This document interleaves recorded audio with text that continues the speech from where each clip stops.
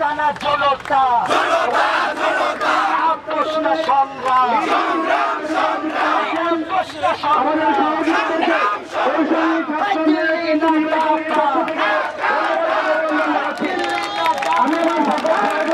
বাংলাদেশের সম্প্রীতি বিনষ্ট করার জন্য ভারত থেকে ওখানে বসে উস্কানি দেওয়া হচ্ছে। তাদেরকে আমরা ছাত্র এবং জনতা কঠিনভাবে দমন করব, প্রতিহত করব।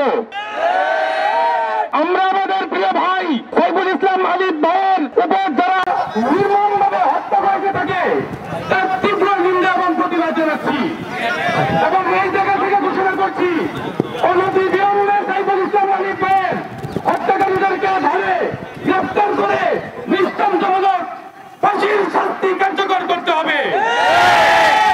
ভারতে বসে যদি কেউ উস্কানি দেয় আর সেই উস্কানিতে যদি কোন সংগঠন, সেটা ইসকন হোক এবং যে কোনো সংগঠনের হত্যা কেন, সেটাতে যদি অংশগ্রহণ করে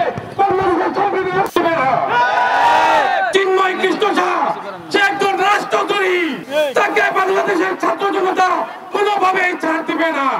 আপনারা আইনি লড়াই করুন, সে রাস্তা খোলা আছে, কিন্তু আপনারা কেন হত্যা করলেন? আপনারা কি দেশের আইন বিচার কিচ্ছু মানেন না? আপনারা আসলে কি চান? নৈরাজ্য চান? এই নৈরাজ্যবাদীদেরকে আমরা তো বাংলাদেশের ঠাঁই দেবো না। আইনের প্রতি শ্রদ্ধাশীল হন এবং যারা দেশের আইনকে মান্য করে না, বিচার বিভাগের প্রতি বৃদ্ধাঙ্গুলি দেখায়, এই সমস্ত হত্যাকারী সন্ত্রাসীদের অবিলম্বে বিচারের কাঠগড়ায় দাঁড়া করাতে হবে। এই যে সমস্ত প্রশাসনিক বাহিনী, পুলিশ, র্যাব, গোয়েন্দা সংস্থার ব্যর্থতায় দেশে একের পর এক বিশৃঙ্খলা তৈরি হচ্ছে। এটা কেন হচ্ছে আমরা সরকারের প্রতি আহ্বান জানাই যে তাদের এটা যেন উদ্ঘাটন করে বের করে কারা আসলে প্রশাসনের মধ্যে থেকে বিশৃঙ্খলা তৈরির চেষ্টা করছে, কারা দায়িত্বে অবহেলা করছে, তাদেরকে খুঁজে বের করা হোক এবং শাস্তির আওতায় আনা হোক। সমস্ত সম্প্রদায়, জাতপাত, ধর্ম, বর্ণ সবাই মিলে এটাই বলতে চাই, আমরা সাম্প্রদায়িক সম্প্রীতি শপথবদ্ধ হই এবং আমরা বাংলাদেশের সার্বভৌমত্ব টিকিয়ে রাখার শপথবদ্ধ হই। এটা ছাড়া আমাদের জাতি হিসেবে মাথা উঁচু করে এগিয়ে যাবার আর কোনো পথ নেই।